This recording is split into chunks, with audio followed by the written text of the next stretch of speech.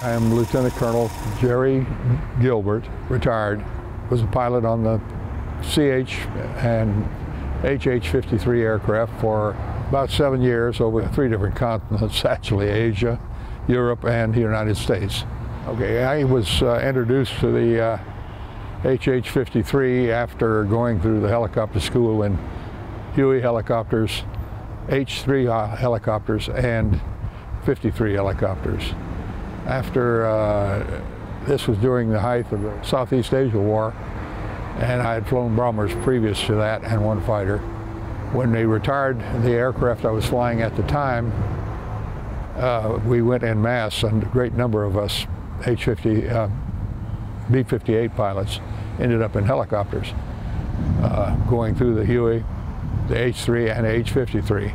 At that time they had decided pretty well that the H-3s that were working in special operations in Southeast Asia, at Nakhon Phanom primarily, were just not, didn't have the power, the range, and the carrying abilities that they needed for large troop movements and large equipment.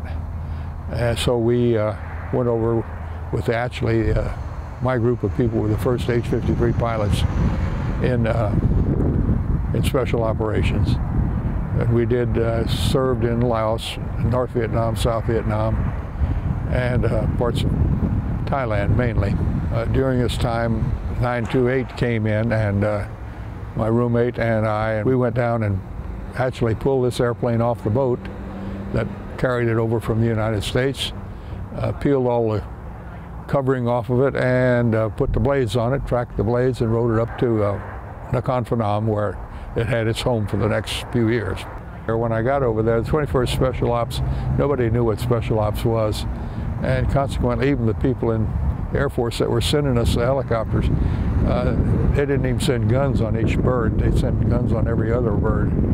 So while rescue had 3 machine guns, we only got 3 machine guns every other bird. So what we did was take the tail gun off of every airplane that had 3 guns, and out of next time we get an H-3 in, an H-53 that had 3 guns on it, we'd take the tail gun off it, so then we had side guns only.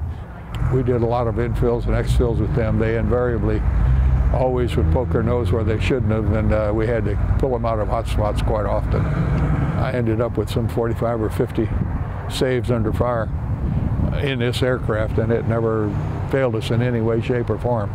Of all helicopters, it was my favorite by far. And we did fly the H-3 and the Hueys in training as well. And on occasion, we'd ride along with them on missions. And I was never at ease like I was in this H-53. As far as helicopters, it was just, I'd sooner fly it than any helicopter ever made.